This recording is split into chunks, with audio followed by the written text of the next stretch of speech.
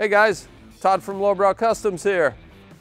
Well, we just picked up this awesome 03 Sportster.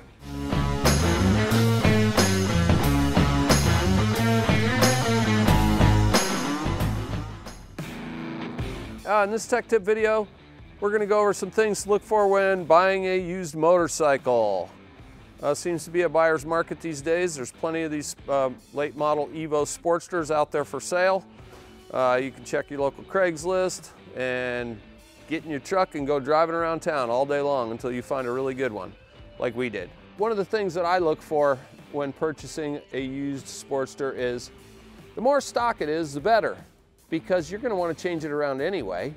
And sometimes there's some okay parts on it. For this particular motorcycle, there's some things I don't care about that will be removed, such as the saddlebags and the engine guard. This is not a touring motorcycle, this is a Sportster.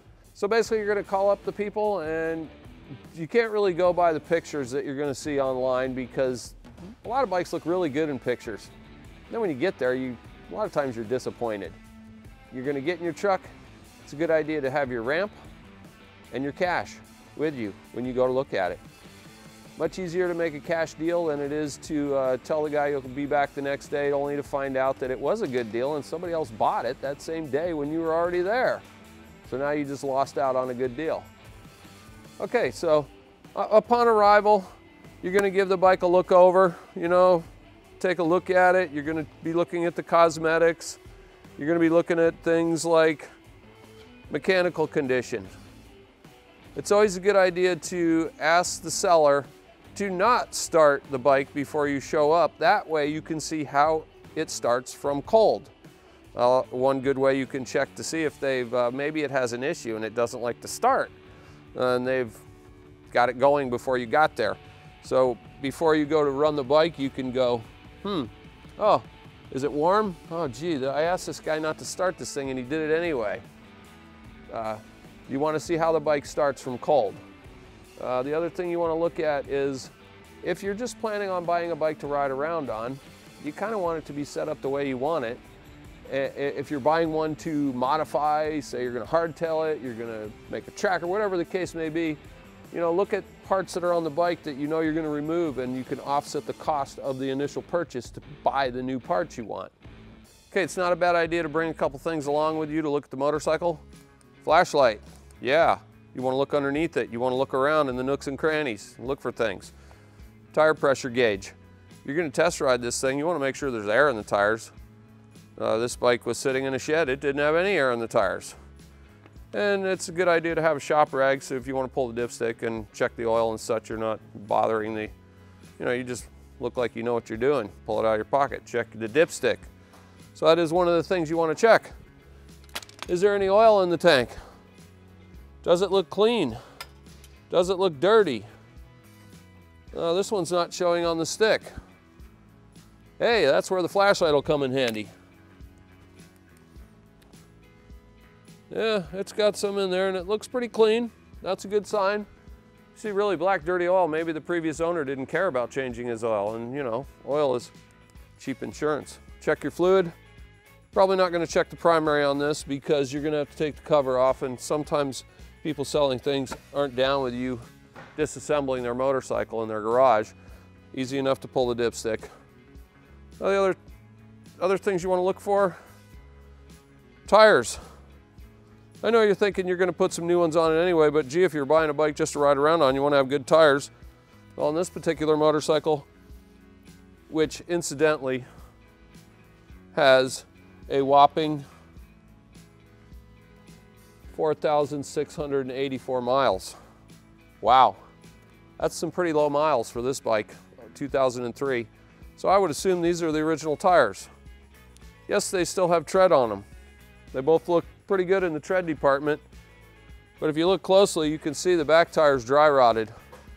I don't want to ride around on dry rotted tires. So right there now, you've already found one thing wrong with the bike, which you can kind of maybe negotiate a little bit with the seller. He thinks the tires are great. I don't. You might want to take a look at the brakes. All these small things add up.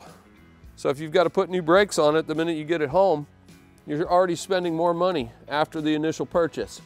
You can look down in the front there and check out the pads. Well, obviously the pads aren't going to be worn out on 4,000 miles, so they look pretty good.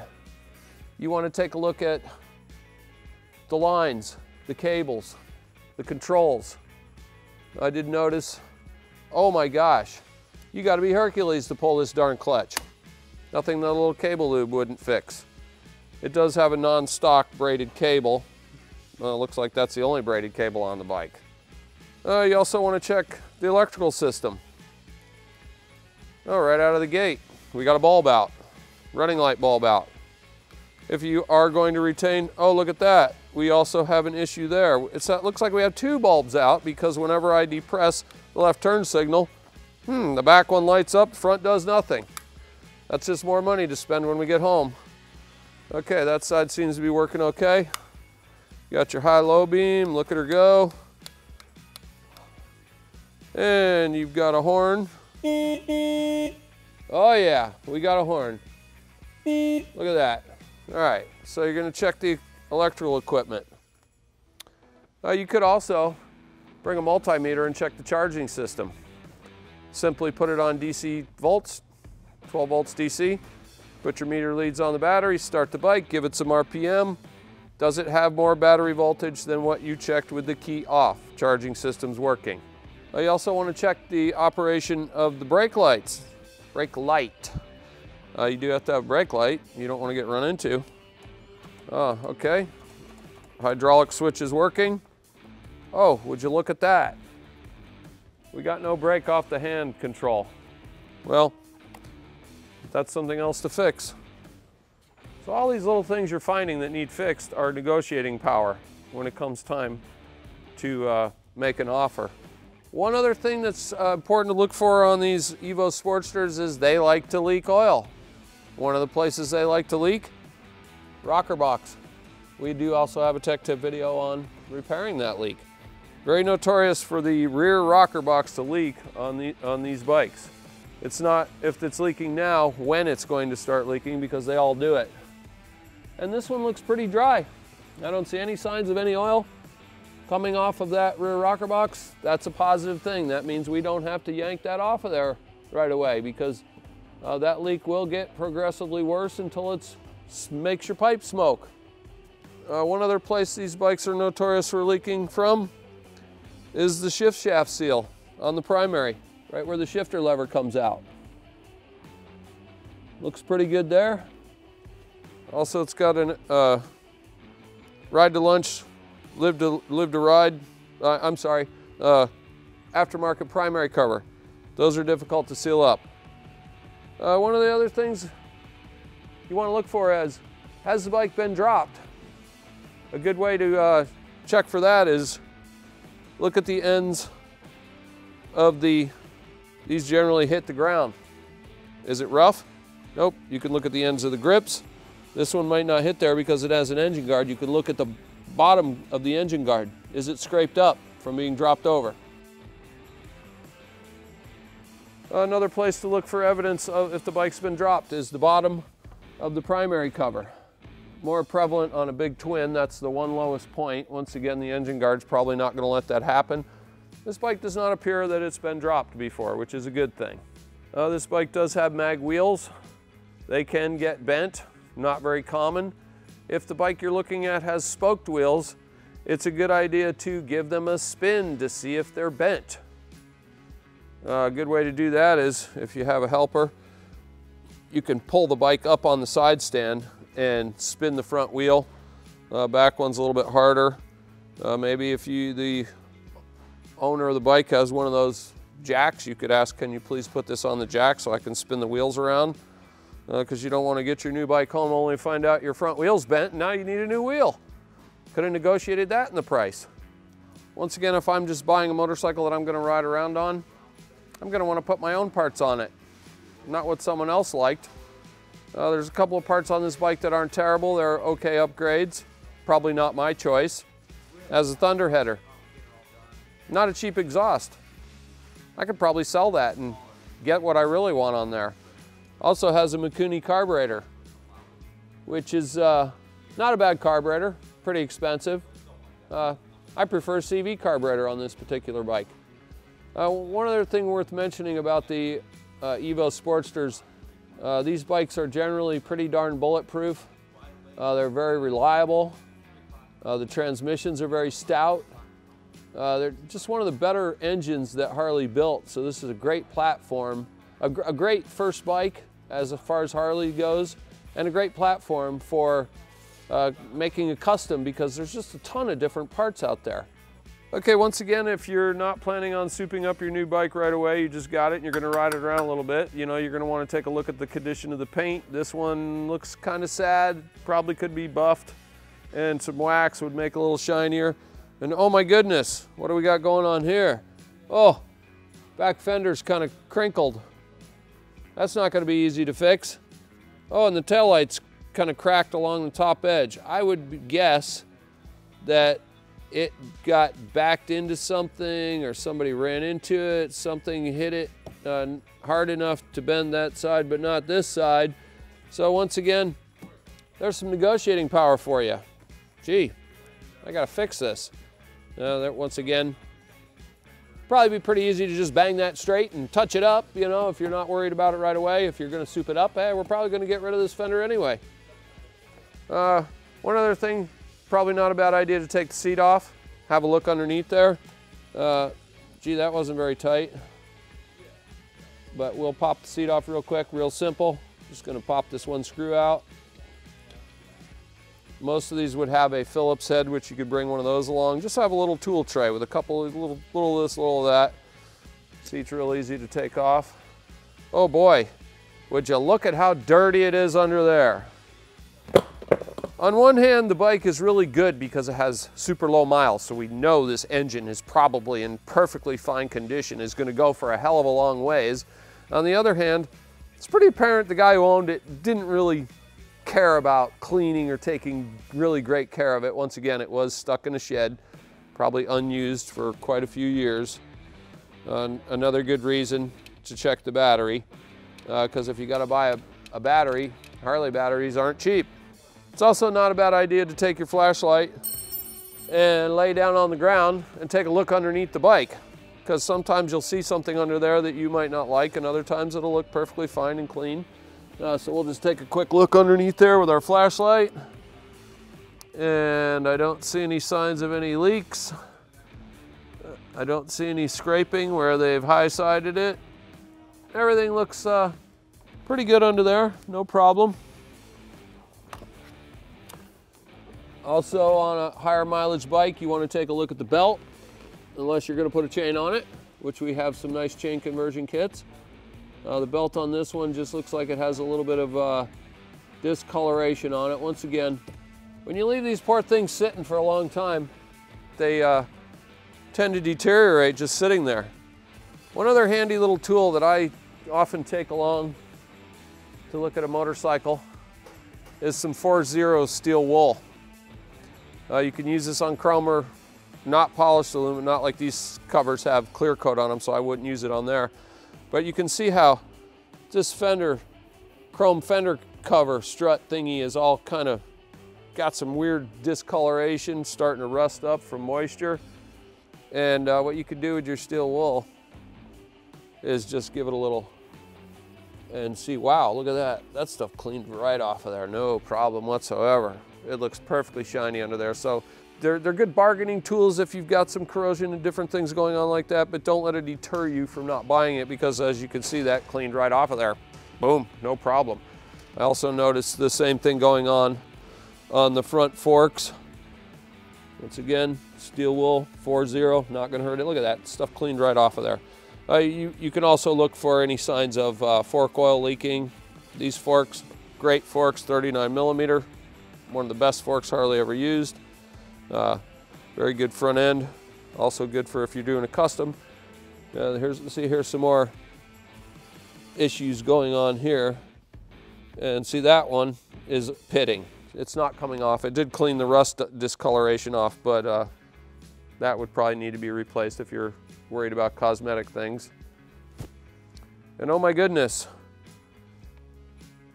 Oh, you can plainly see the handlebars are way too low on this, and it has hit the gas tank right there. It's also always a good idea to take the cap off the tank and see if it's got really old gas in it, if it's been sitting around, especially before you're going to start and run it. Oh, what do we got here? What is this? Huh, that doesn't belong there. Huh, class of 2017. Huh. Okay. Gas doesn't smell old. That's a good sign. It's also not a bad idea to shine your light in there to see if there's any floaties or if there's any rust in the gas tank, because that's a bad thing. It looks pretty good in there. I think we're okay. So once you've inspected the bike thoroughly and you're ready to go for a test ride and you're assured the engine is cold by touching it to make sure it is not already warmed up, go ahead and fire it up and see how she runs. One thing I can say about Evo Sportsters, they are kind of cold-blooded. They don't like to idle when they're cold, especially if you're looking at a Sportster that has the stock air cleaner and the stock exhaust system. You're probably going to hear some hiccups, coughing at the air cleaner through the carburetor when it's cold because it's a little lean. So you want to go ahead and use the enrichener on any Sportster. You're going to pull that knob all the way out. If it goes back in when you pull it out, that just means the nut on the back side needs tightened down. And so you've got your choke on. Give it a couple of squirts from the accelerator pump. Run switch to the run position. Make sure she's in neutral and fire it up.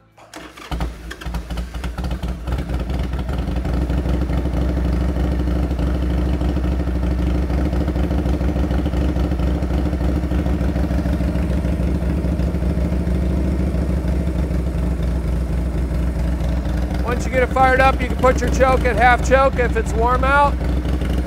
Let it warm up for a few minutes before you try revving it up, or it'll probably hiccup and you'll think there's something wrong with it.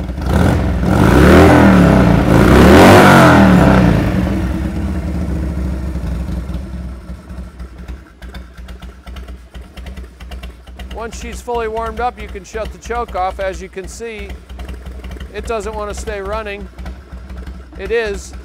Idle's a little low, probably because she might be cold. You don't want to mess with that until you fully warm up the engine. As previously mentioned, this does have a Mikuni carburetor, a little bit different characteristics than a stock CV carburetor.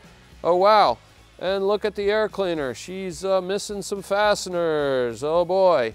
And you know, if stuff like that's wrong with the bike, you can mess with it while the guy who's selling it's standing there. Make him feel bad that he took lost screws out of there and didn't put them in. All right, you may have noticed when I fired it up and revved it up a little bit, some black smoke came out the tailpipe. Well, that's not unusual because the choke was partially on and it may possibly be running a little rich. So if you see some black smoke coming out of the tailpipe, that's just an indication of it running rich, nothing to be alarmed about.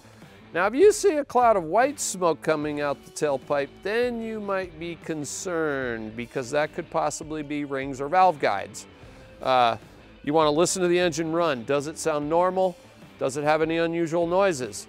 A very loose primary chain will make a god-awful noise. That tells you the bike wasn't taken good care of. Is it the end of the world? No, you can adjust the primary chain. So you kind of want to listen to the engine. If you hear any funny, unusual noises, there's plenty of these bikes out there for sale. You don't want to buy something that you're going to have to do a bunch of repairs to as soon as you get it home. One other very important thing to check is once you're ready to start bargaining is, do you have a clear title? And do the numbers on the title match the motorcycle? You'd be surprised what I've seen over the years when purchasing mostly vintage bikes. It's not so prevalent on a new motorcycle, but there are some things going on. And so you want to ask the seller, can I see the title? Is it in your name? Is it a clear title? He doesn't have a bank loan on it that he has to go pay the bank off to purchase the thing. That might end up being a hassle. So basically on this motorcycle, there's going to be a VIN number on the frame right here. It's going to start with 1HD1. And there's going to be a matching VIN number on the crankcase over here. You want to check those numbers. Look at your title, look at those numbers, compare, make sure everything matches, make sure everything's on the up and up.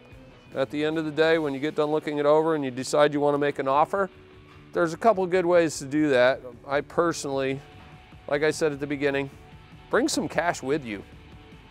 Don't say, oh, I got to go to the bank or I'm coming back later or whatever. You want to strike while the iron's hot. Generally, people always try to ask more than what their stuff is worth. And so you're not going to hurt anybody's feelings by offering them a low offer. You got to start somewhere. If it's priced very fairly, you don't want to try to beat the guy down too hard. It's not like you're going to say, hey, I'll give you $500 for it, because that's just kind of rude. And then you set the tone for the rest of the negotiation. But at any rate, having cash in your pocket is always one of the best bargaining tools when purchasing a motorcycle. So you've looked it over, you've decided you liked it, you started it, it ran good, you took it for a test ride, everything seemed to be working other than we've got a couple of light bulbs out and things like that. And so when you get back from your test ride, you're gonna go ahead and make that offer. And one of the other good things about having cash in your pocket is you could always pull it out, show it to them. Okay, I'm prepared to give you this much for this motorcycle right now. And sometimes they'll go, yeah, I just want to really get rid of it. It's just sitting in the shed. Sure, I'll take it. Get lucky. Boom, done. Load it in your truck, go home, have some fun. Other times they may say something like, oh, well, I've got someone coming to look at it tomorrow. Well, then you could also say, well, I've got cash right now. There's my truck. I'm ready to purchase it right now. And I may not want to give you that same offer tomorrow or the next day. Be firm with your offer. You know, don't let the excitement of getting your new motorcycle override your willingness to pay more money for it when you don't really need to, because there seems to be quite a few decent used Evo Sportsters out there these days. Well, hope you enjoyed our little video on here on what to look for on a used Sportster. Lowbrow Customs, yeah!